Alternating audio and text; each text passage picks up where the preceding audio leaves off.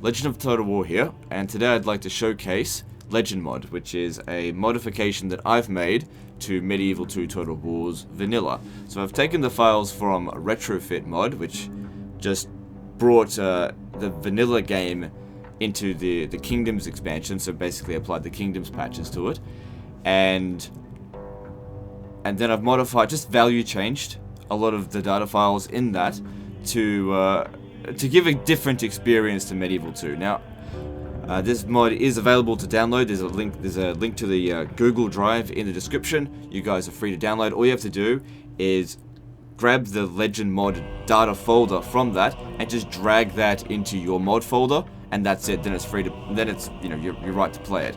Then go into the folder and click on the legendmod.cfg, and then that's all you have to do to install it.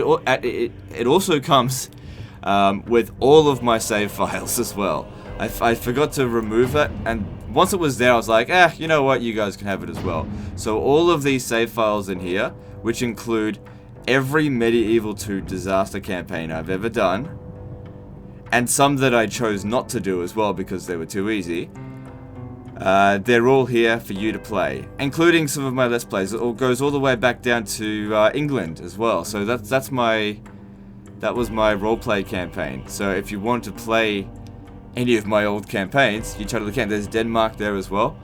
So you guys are free to do that now by downloading this mod. That being said, if you take the files, you can put it into your regular Medieval 2 files and play it there. Now, today I wanted to showcase it via the campaign I did with Legend Mod.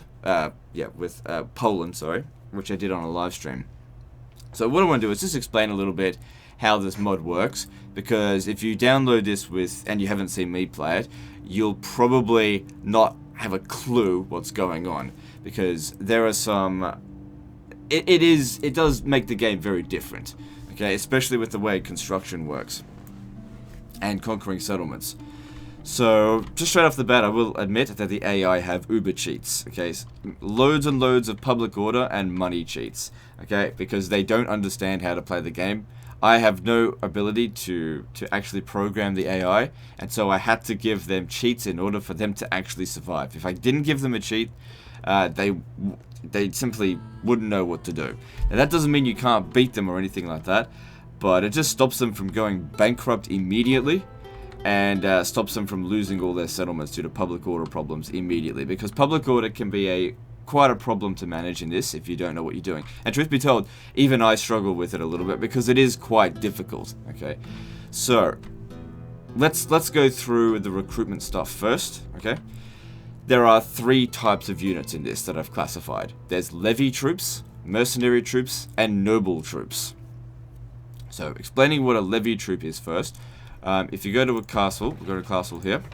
So this is our Fortress of Hellich, and there's not going to be any mercenaries available from here. There's just 2 types, so we'll go through it. Now, levy troops are any troop that has either 1 or 0 recruit cost, so they're basically free to recruit. So if we take a unit, Lithuanian archers, spearmen, these guys here, these are considered levy troops. Strzelci, don't expect me to pronounce it right. It's a levy troop. Artillery are levy troops. Okay.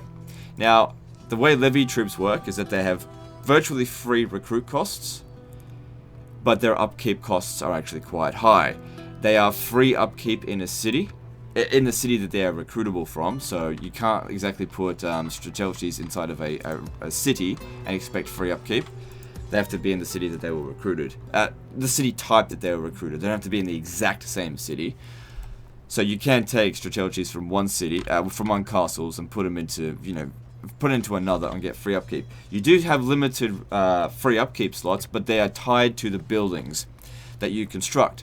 So you get 1 free upkeep slot in the main chain building, and then as you build barracks and such and expand them, they provide more and more free upkeep slots. But the buildings themselves come with an income penalty. Now, the income penalty does look weird. It says plus minus 600, but plussing a negative means a subtraction. So it's actually, as you build up the barracks, it costs upkeep, but provides you with more recruit slots and more free upkeep unit slots. So the bigger your settlements become, the more you'll be able to sustain a free garrison. Now, the purpose of these levy troops is not to use them so that you have standing armies like this hanging around the area. If you've got an army going out on the field, it's going to be very expensive. So you need to really think about it before you go and expand. Sometimes you might want to save up about 100,000 before you send an army out to go and conquer something, because you will bleed money with an expensive army. I mean, if you're just walking out there with spear militia, you might be able to manage it. But if you're playing as Poland as an example, which doesn't generate a whole lot of income early on, and you walk around with a spam army of Streltsys like what I did, I found money very difficult to accumulate a lot of in this. The money system is a little bit, actually quite a lot inflated, but I'll go through that in a minute. Anyway, so that's how levy troops work. Then there's noble troops. Now, noble troops are the opposite. They have extremely high recruit costs, but no upkeep. They also take ages to recruit. So these Polish retainers, it'll be 10 more turns before we can get another one. Polish nobles, Polish retainers, Polish dismounted nobles, they're all free upkeep.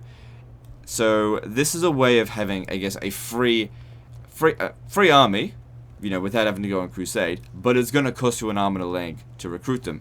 Now, the reason why I've done this is because I want you to really value these troops. You're not going to be able to get them as often as levy troops. Levy troops, you can get like 2 of them replenished every turn.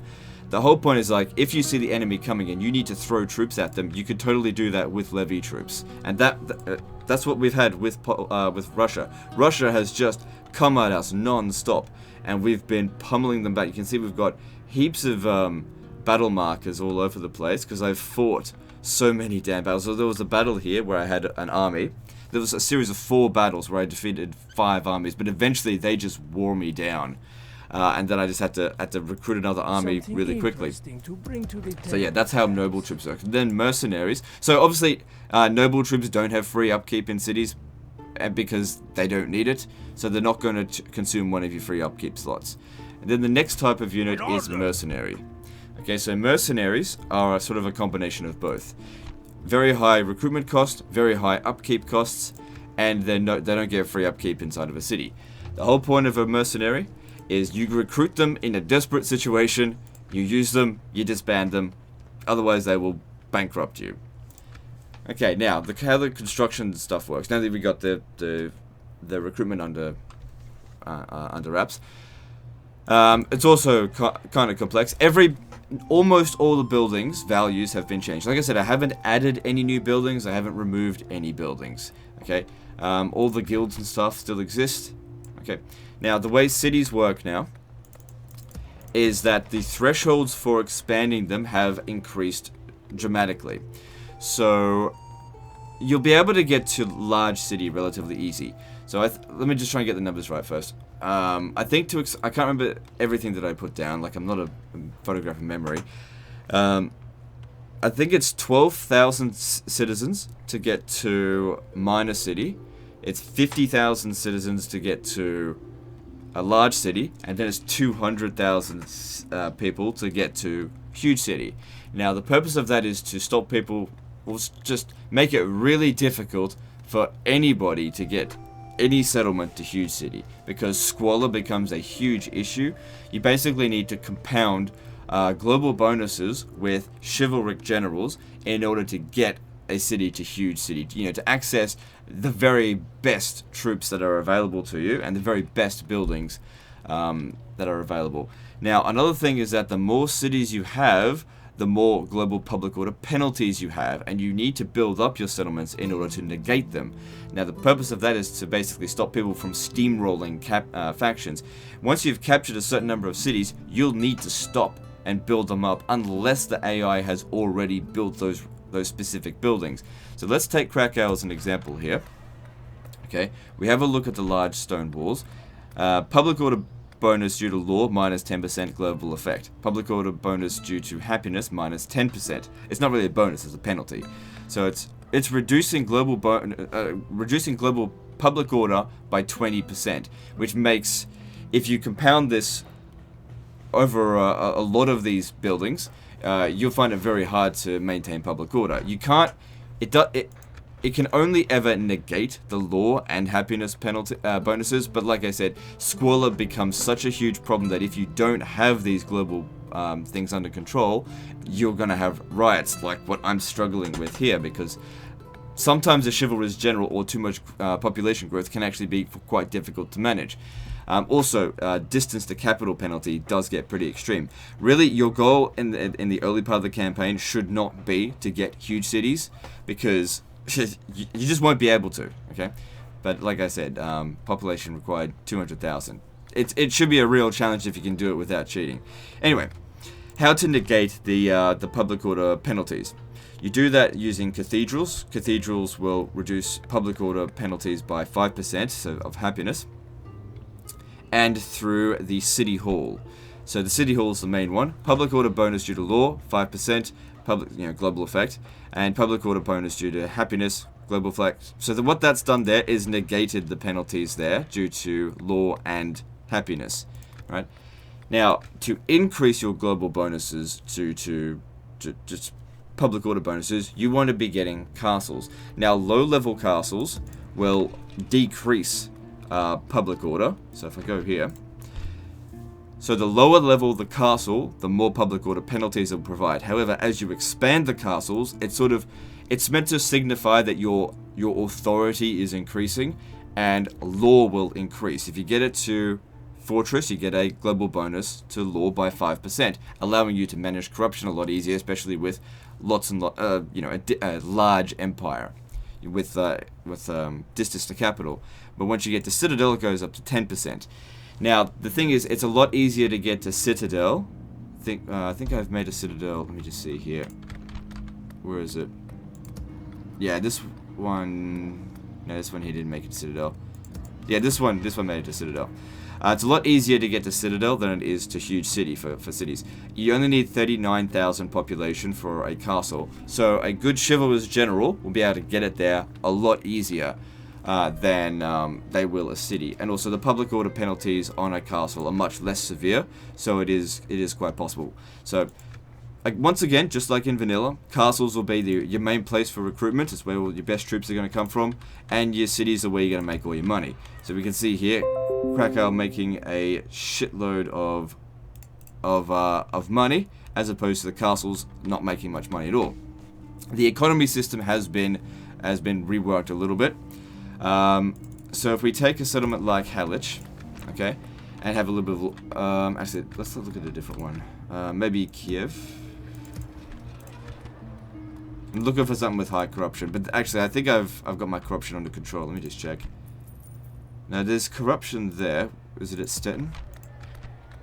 Where is my corruption at? Maybe that's counting devastation. Okay, so it seems like in this campaign I've got my corruption under control. And then again, I don't have a huge sprawling empire.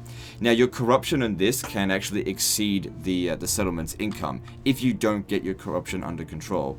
So if you don't capture enough fortresses and citadels and expand too many large cities, you will have massive corruption penalties. But like what I've done, I have more castles than cities. Let's have a look here.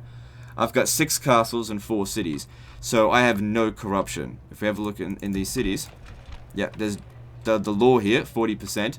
Corruption's under control, but we're not maintaining public order in Kiev at the moment. Well, whatever. You know, this campaign has got a number of issues. Poland is quite a difficult campaign in this. I would highly recommend people probably play as the Byzantine Empire or Holy Roman Empire first. Those are the campaigns that I balance this mod for, and those will probably be the most interesting. And France as well. I think they're going to be the most interesting. I don't think you really want to play as someone too small or too cavalry-centric, because cavalry is so expensive in this now. It's, I mean, you can spam cavalry, and it is still very effective, and you'll win the majority of your battles, but it comes to the price, you know. Having lots of infantry, like, the good thing about the Byzantines, right, they're not doing so well there. Venice has already 1204'd them.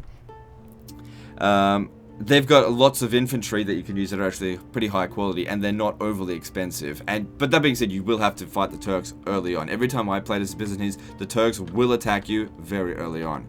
Okay, so where were we?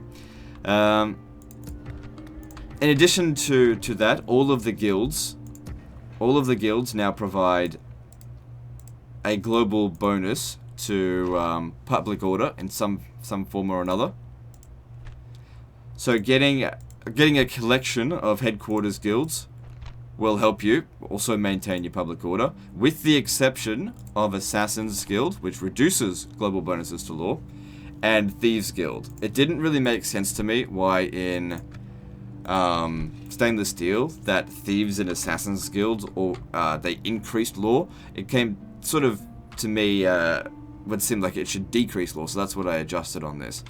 So yeah, that's basically how it works. It's a much slower paced campaign. Your expansion will be much more. You have to be way more careful about capturing a settlement in this. You'll be able to maintain much larger garrisons. You'll be able to have much bigger fights. Oh yeah, that's another thing. All of the unit scales have been adjusted to all the units. So melee infantry, regardless of what type, whether it's a feudal dismounted feudal knights or a spear militia, they all have a max size of 250. All archer infantry units have 200 men in it, and all cavalry have 100 men in it. Oh god, that's annoying. So it basically maxes out the size of the battle. Now obviously if your computer's a potato, you might struggle with this, but you know, this game is quite old, so people's computers should be able to handle the large scale battles. That being said, you can always just go into the game menu and drop the unit scale down from huge to large. It will scale it down a fair bit. So I recommend playing this on huge scale. That's what I've modified it for.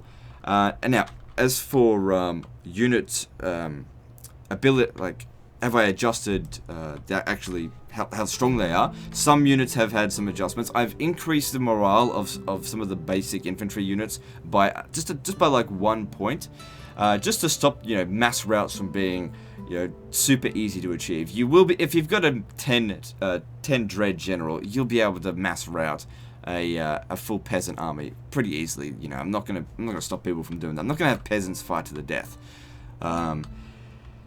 But units should fight a lot, a little bit longer. Spearmen now have a +10 bonus versus cavalry instead of a +8. Well, most spearmen do, I think. Some spearmen I didn't adjust. And all noble units have had their armor values adjusted. So looking at these guys.